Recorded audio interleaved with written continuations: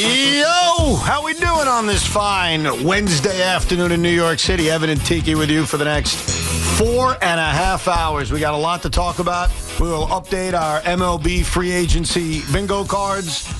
Sean Morash may have to take the biggest L he has ever taken in his WFAN career. Ever? Ever. Wow. It's a lot of L's. That's coming up a little bit later on. Plus, I've come up with a scientific way, science, to answer all of your WFAN shake-up questions. All right, so scientifically, we'll explore that coming up a little bit later on. But today is the perfect day to grade Joe Schoen. He met the media yesterday. We listened to some of the things he had to say yesterday. It was not met with roaring approval in terms of how he handled the press conference.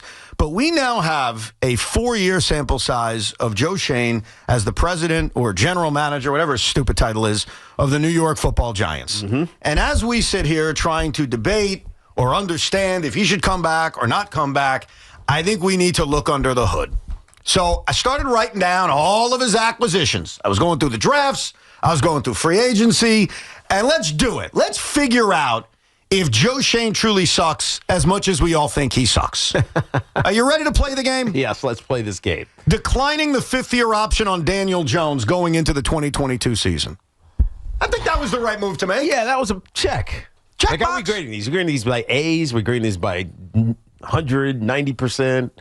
Oh, I think they 80%. should get letter grades. A, so let's give that an A. That's an A grade? That's an A. See, I think that's an A grade, but what's very important as we begin this exercise is to understand that some grades matter more than other grades. Mm-hmm. It's like the surprise quiz on a Friday that's only responsible for 5% of your total grade, and then other tests are really, really important, and they qualify for like 60% of your grade. Yes. Not exercising the 5th-year option on Daniel Jones is like 0.05%. It's a no freaking brainer. Of course, that was easy. Yeah, so I go with like whatever. Signing Tyrod Taylor to be a backup quarterback. That's an A too. That's a nice little solid move. Right. I got no issue with that. Exercising the 5th-year option on Dexter Lawrence. Okay, that's fine. A's easy. I got no problem with that. Then you've got the 2022 NFL draft. And that was his first draft that he had. Yes. So let's take a quick gander. Kayvon Thibodeau at 5. B plus. That's a B plus? Yeah. See, I disagree. I don't think he's bad by any stretch, but I think when you take a player at 5 overall, you need to be a Pro Bowl caliber player. Has he ever made a Pro Bowl? No. Okay. So I think that's a C, to be quite frank. Yeah. It helps because this is nuance and doesn't matter. But because he hasn't made a Pro Bowl, his 5th-year option is much more tenable. Oh, come on. And that's going to up his score? No, but you get him for 5th year for $14 million. He's an average. As opposed to 20. He's an average player. That's all he is. It's not that he's a bust. I'm not calling him a bust. He's an average player. When you take a guy 5th overall, I'm sorry. Yeah. My bar's higher. And my bar's higher. Am I wrong? I'll say B minus. One giant step back there? I'm still giving him a B because is he a player worthy of a second contract in the NFL? Yes. Yeah. And I'm going to grade it amongst its peers. What was the alternative pick at 5 besides Kayvon Thibodeau? Sauce was already off the board. The alternative pick might have been Evan Neal. So it could have been worse. No, let's get to Evan Neal. He was taken 7th. Yes. Is that an F minus? Yeah. Can you go below that? That's a bad one. And I talk about how certain grades matter more than other grades. 7th overall. Yeah. When you are picking 7th overall, there's a premium on that. And so if I've got an issue with Kayvon Thibodeau at 5 because he hasn't made a Pro Bowl and he's been an average player in the NFL, then you can imagine my issue with at 7th overall taking an offensive tackle that is unplayable. He's unplayable. He hasn't played this season, Yeah, he's right? not even active for most of these games. The rest of the draft, Wan'Dale Robinson in the 2nd round. I mean, don't you got to give that one an A minus at the very least? Completely agree with you. I'm not just going to give him horrible grade. I think that was good. The rest of the draft, this is 3rd round and beyond. Joshua Ezeudu, Cordell Flott, Daniel Bellinger, Dane Belton, Micah McFadden, DJ Davidson. What would you give the rest of that?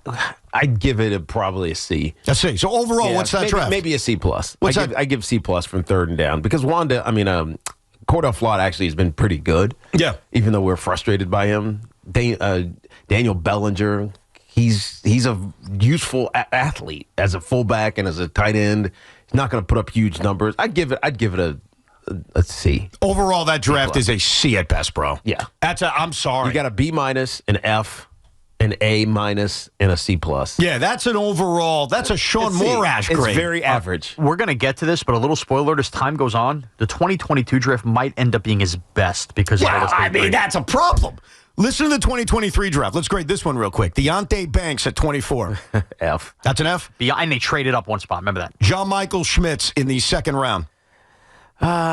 Still to be determined. I'm going to say that's a C. Still to be determined. Yeah. Well, now It's been 3 years. Because he's playing well now. His best career year. He's come into his own in year. Yeah. So I give that a C. I agree with you. I'll go C+. How about Jalen Hyatt?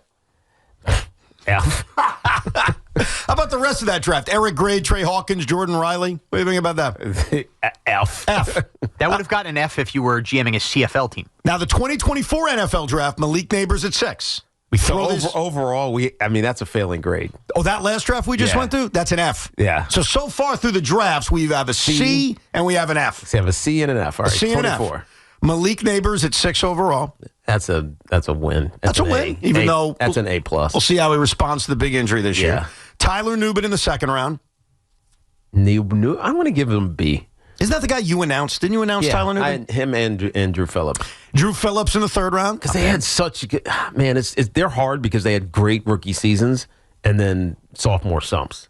So it's to be determined. Theo but Johnson? I'm giving them both Bs. Theo Johnson in the fourth round? That's not bad. No, he's still B. That's a B. Tyrone Tracy in the fifth round? That's a B plus. That's actually not a bad draft, the 2024 draft, right? Yeah. The problem is, and this is why it's TBD, we'll see next year, new defensive coordinator, the Nubin Phillips stuff, man, if they keep trending backwards, that's going to be a huge blemish here. 100%. Because they got worse this year. That's the problem. Now, they could easily rebound. But that's right why now, it's tough. it's a B draft. That's a B draft? Yep. Oh, so far, that's his best draft. Yeah. The one from this year is obviously a little bit more tougher to read. We're still in the rookie year of these players. But just project it. Okay. So let's project it. Abdul Carter at number 3 overall right now feels very shaky. Yeah. He's fallen asleep. I'm gonna give him a C minus right now. Oh, I think you're being generous. I know I am. I think you're being very generous. I'm giving him a C minus. Now, only because being at those games early, he was affecting the game. He wasn't statistically showing up, but he was affecting the game. That has now ceased. Well, that's ceased, and also you have reports. Albert Breer had a great report this morning or last night that he was fined numerous times by Brian Daboll for being late to meetings. Right. Then Mike Kafka lays down the suspension where he misses a drive, and then, as we saw a few days ago, he misses 2 drives because, again, he missed a team function. So you're talking about a guy who, at least on 2 known occasions, but probably a lot more than that, has been delinquent to team activities. Yeah. And that's to go along with a year in which he was supposed to be Lawrence Taylor, and he hasn't been close. Yeah, that's C minus D area. Oh, I think that's a current D. Yeah. That's a D minus. It can change. Yeah, but he's been good, too, in moments. So I know, but that's why I can't give him a full D. Jackson Dart? It's an A. That's an A. I'm with you. Not even a question. Darius Alexander, the defensive tackle? B minus. He just hasn't played a lot. Yeah, gotten better the last couple weeks. In a normal world, that's a pretty good third-round pick when you see the emergence. But again, this team needed to plug a hole in the third. Right. So I'm going to say a B minus. Cam Scattaboo? That's A. Marcus Mbo? Bo, that's a B right now. So what's that draft overall so far in 2025? So Bo, what are we giving Bo? As a grade? Yeah. I actually think it's a B plus because remember when he finally got to step in for Andrew Thomas that last game, he played well. He's a late round draft. Yes. Right. 5th rounder, that's a pretty good hit on a tackle. It's like an A minus, but probably B plus. So you now have 4 drafts we just went through. Overall grade really feels like a C-ish kind of grade. Couple of hits, couple of misses, some really bad misses, some hits that feel really good. Overall, that's 4 drafts. Where do you have the grade at? So I have a C, I have an F, CF, B plus. Yeah, that's about a C plus. So that's a C plus. That's a C plus, range. B minus. Range. It has to be also because there's not enough balance. You take an entire draft that could have some core members and it's completely meaningless. That's a problem. Right. So that's his drafts. Now let's look at some of these C plus we're giving. free agency acquisitions. Number 1, the decision to extend Daniel Jones. This is year 2 now because year 1 they declined the 5th-year option. Now we're in year 2. Giants have a big year, right? Make the playoffs, yippity-doo-dah. Daniel Jones gets a long-term contract. How'd you grade that, Tiki? That's a D. That's a D. How'd you grade that one, Shawnee? It's just D because the alternative was just let him go into free agency. Right. And you would have been so much better off. Well, and also, you would have fixed your quarterback issue much quicker. You're also judged by results, and Daniel Jones, after signing the contract, was an unmitigated disaster. Right. That's just the reality. Unhealthy, not the same player. Unhealthy, not good. The team was awful. D. So D. What about you, Tommy? I would give that a D. That's a D. That's a straight up D. Yeah. That's a big D. Big D. Big D. Decision to franchise Saquon Barkley for a year. Okay? Because remember, this is part one of the Saquon little episode we would get to. Yeah. Gets the tag after the 2022 season. Not happy about it. Does a mini holdout. They do some weird machinations with the contract. They get him to camp. I'm going to say A. That's an A? Yeah. You kept him. And he was an important part of your locker room. It wasn't good for your relationship with Saquon, which we'll then subsequently see. Right. Like the Saquon exit. This is the Saquon tag. I thought it was the right move at the time. The Saquon exit, that's going to be pure F. Well, okay, so the reason I can't give this an A is because at the time, if you are saying, hey, let's not go crazy on Daniel Jones, let's let him get to free agency, and Saquon is so important to leadership, why not get him on a 3 or 4 year deal that spreads out the cap hit and shows the locker room and him, your leadership is so important, we're going to keep you around for a couple of years instead of tagging you, which players hate. Because he'd already messed up with Daniel Jones, so he was kind of stuck. But the hard thing with Saquon is that it seems like Saquon wouldn't accept the deal. Because we've talked about this multiple times. Right. The deal he essentially took with Philly was the same one that the Giants offered. Right. He just didn't take it with the Giants. So are we blaming Joe Schoen or are we blaming Saquon? It's a little bit of both. It's why it's nuanced. It's a hard one. No, it's tricky. And it sets up the following year where obviously they lose him to the Philadelphia Eagles. Which is an F. The veteran acquisitions, Bobby Okereke. You like that one?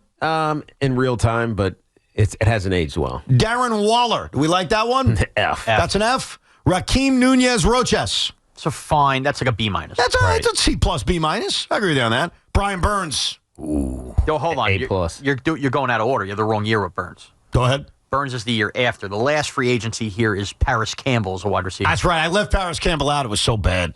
Okay. Well, you can't leave out the so bad. That's like a what do we call that? In no contest. N.A. N.A. Exactly. Not A. It doesn't even register on the Richter scale. But again, these are important when grading him. That was supposed to be the other second wide receiver for Daniel Jones off a playoff year. But was that? I feel like they didn't really give up anything. They didn't, and they didn't pay him a lot of money. That's why I didn't include him. Yeah, so he's not interested. Look, if we count every move, this would be a 9-hour show. Yes. So I'm really going. I'm playing the highlights, or at least I'm trying to. The following year was Brian Burns. That's probably the best move he's made. That's A plus. That's an A plus. They acquire him from Carolina for a 2nd-round pick and a 5th-round pick, and then they give him a 5-year, $150 million extension. And that should be judged as you traded Leonard Williams for Brian Burns because they took what they got for Leonard Williams and traded for Brian Burns. John Runyon as a free agent signing. B plus. I agree. Jermaine Illuminor is a free agent signing. It's an A considering the money he got and what he gave him. I agree. I think the Runyon, the Illuminor, the Burns moves a year and a half ago, very good. Devin Singletary to basically replace Saquon Barkley. I mean, when you put it that way, wow. It's not. I'm going to give it a B. I'm going to give you my biggest D, Drew Lock. I hated that signing. Yeah, that was terrible. I admit the guy I wanted them to go get was Justin Fields. The reason I think Drew Lock, you're right, it's just a terrible signing, but they were buying from the bargain basement. No, I know. It just is what it is. But there's other bargain basement quarterbacks that could have been better than Drew Lock. Right. That's all I'm saying. Or not gotten in the way of Tommy DeVito. That too. Could have had Jameis that year, too. The last season, this upcoming season, Paulson Adebo and Javon Holland. I mean, they've missed time. So it can't be more than a C. Yeah, okay. But again, are you going to get to everybody? Because they gave guaranteed Keep going. money. Who else you got? C.J. Board, James Hudson getting $5 million a year. You forget he's a Giant. Right. Darius Slayton getting the guaranteed money he got. Chauncey Golston, who never plays, getting the guaranteed money he got. He played yesterday. Okay. Or Monday night. But still, for the money they gave him, and $13 million for Russell Wilson. All of those factor in to building a roster this year. All right, so Adebo, I'll give a C plus. Same with Holland. No, I'll give him a B minus. Holland, Slayton, I mean, D. Golson just hasn't played. C-. Russell. He's literally writing this down. I'm so proud of you. D+. Good. D+ because leadership was important. I'm already like averaging out Tiki's grade based on all the grades you're handing out to see what you're going to give Joe Schoen as the final verdict. Yeah. No, I'm doing it for real. Okay. And I'm being fair. I left Jameis off there because he's making minimal money. I'm giving you the guys that they gave way too much money to on their cap. No, I agree because I think when you don't throw a lot of money at a guy, even if it doesn't work, it's one of those no biggie kind of moves. To borrow a line from Tommy, it's like a minor league free agent in baseball. It's like, if it works like Jose Iglesias, great, and if it doesn't, who cares? There's no harm, no foul. As long as you're not relying on that guy to do a lot for you. The other thing that needs to be moved into the table when we're grading them, and this is probably the end-all, be-all, and I'll be nice and include 2022, why wouldn't I, is the record. 20 wins and 43 losses with a tie. And if I want to be mean and I take out 9-7-1, in which he inherited someone else's roster, the last 3 years would read as, 11 wins and 36 losses. And if I really want to be a jerk and I just look at the last 25 games, it would read as 3 wins and 22 losses. Bad. That should also just be on the record as we're handing out these grades. Okay, I have 3 intangibles that we didn't list off here that I think need to be taken into account. Okay. Number 1, you listed the record. Just to put the record in context, through 64 games, which Joe Schoen has overseen, he is 1 game better than Dave Gettleman in those 64 games. Okay. So that's in context. Here's the other 2 things. 3 straight years of not releasing Graham Gano and going into the same year with the same kicking problem. That's a bad one. You have to include that because it's part of your GM I already job. had a score. Now you're bringing it down. Okay, and then the other one, which is very kind of in the weeds, but is worth noting because the Giants again are going to be up against this with Wan'Dale Robinson. They were up against it with Julian Love and McKinney. His lack of foresight preseason to get contract extensions done and allowing these to bleed to after the season, which is part of the general manager's job and how you lose talented players off your own roster. Yeah, all fair. I'll give you one positive for Joe Schoen, and I think because I want to be fair in this. This is a process in which I think we're all trying to be fair, and we'll get your thoughts coming up. 888-808-1019. The offensive line feels like it's in the best place it's been since the Eli era, and a part of that is John Runyon. A part of that is Jermaine Illuminor. A part of that is inheriting Andrew Thomas. A part of that is John Michael Schmitz, who you guys mentioned is having his best year of his career. So it's a combination of factors. But right now, when you look at the state of the New York Football Giants, I feel better about their offensive line than I have in a decade. Well, that's the reality of what Joe Schoen was brought here to do. Task number 1, fix the quarterback situation. He had fits and starts. He screwed it up.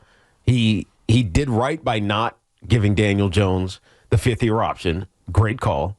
He did wrong by not letting Daniel Jones just go into free agency. Make someone else pay you. And if the number is tenable to us, then we'll hold on to you because we really like you, Daniel Jones. We know the family, the Mara family and the Tisch family, they really like you, Daniel Jones, but we're not bidding against ourselves, which is what he did. That was an error. After that, though, he had to find his quarterback. He found his quarterback. You have to give him credit for that. Yeah. Task number 2, fix the offensive line, which has been a disaster for a decade. He's fixed the offensive line. So the 2 biggest tasks that he had, fixing the quarterback, fixing the O-line, he's passed. Yeah. You have to give him credit for that. I absolutely do, which is why... You know what? When we come back, I'll give you my final grade. We'll get all of our final grades. Something to say? Dial us. 888-808-1019. Powered by Paramount Plus. Count on Sundays all season long with the NFL on CBS and Paramount Plus. I remember fearing my grades in school, being worried what they would look like, and now we are handing them out for Joe Schoen, who met the media yesterday. It did not go over well. And Giant fans are all debating, should this guy even come back? We tried to be scientific about it. We opened this show going through a lot of his major moves, trying to grade them, the draft, the free agency, all the roster decisions he has made. Tiki Barber literally has written down 150 different things. He has put the grades out. I did it like a teacher. He did it like a teacher. You're even weighting it like a teacher. This move matters more than that move. So what is your final verdict on the 4-year tenure of Giants general manager Joe Schoen? So Joe Schoen in the final tenure, because of the heavy weight that I'm putting on the quarterback and the offensive line, has a B- grade. B minus. B minus. C plus for the 4 years of drafting. Wow. He has the initial, his own free agents. That's a D because of the Saquon handling, the Daniel Jones extension, and obviously Saquon leaving and going to the Philadelphia Eagles. The vets is where he kind of starts to get some positive traction because of the Bobby Okereke, the Wallers, the Burns, et cetera, all those guys. That came out to me to a C plus. And then you throw in the intangibles that we were talking about. There's a major flaw, obviously, in the Gano stuff. But he fixed the quarterback, and he fixed the O-line. That just gets a heavy weight for me because I think that was his task. So he has a B minus grade from me. B minus grade from Tiki, the host of 16 different Giant podcasts, is Sean Morash. What is your final grade? I'm giving Joe Schoen a flat C. A flat C. Okay, I wanted to go higher, but I am not giving him as much credit as the rest of you on the offensive line. And we don't really have to argue this, but just my opinion. He cost himself other resources to help this team by finally fixing this offensive line by how much he failed early with Neal, Azudu, others. And then he did get it fixed. Yeah. But here's the other problem with getting it fixed. It's still not fixed long term. Greg Van Roten's got it this year. Who's playing right guard next year? Jermaine Illuminor is a free agent, probably going to get big money. He didn't get a deal done with him before the year, an extension. But that's why you draft Bo. And I agree. So again, I'm not crushing him. The O-line looks great. Looks like a top 10 unit this year. But there's also no foundation for the future in place on the O-line, and that scares me to death. So you do have a left tackle, Andrew Thomas, and you are likely to draft another offensive lineman in this year's draft. Not in the first or second round, but I'm sure you're going to find one. Sure. And again, I can project, but I can also project what if he finds Josh Azudu again? Yeah. So to me, it's a flat C. Flat C. Now, Tommy gave him a B plus the other day, but now you did the exercise. So has that changing your grade for Joe Schoen at all? I'm still giving Joe Schoen a B plus. The Giants have improved at every single position since 2021, including running back, because if you look at Saquon Barkley right now this year and you project the next 5 seasons for him compared to Scatterboo and Tracy, I think the Giants have the edge there. So I'm going to give Joe Schoen a B plus. Every position is better since he has taken over. So I'm the IFO here. You are the IFO. To say the least, I've listened to everything you guys have said. I've also written down my notes. I mean, you guys are something else. All of you. You guys are something freaking else. You're going higher? This guy gets an F. F? An F. You can't give him the record, though. That's the problem. I have to give him the record. I know you are, but it's hard to do that. Well, but I have to. Why? How many games did he coach? He didn't coach any. How much influence did he have on who's playing in what situation? Tiki picked the coach.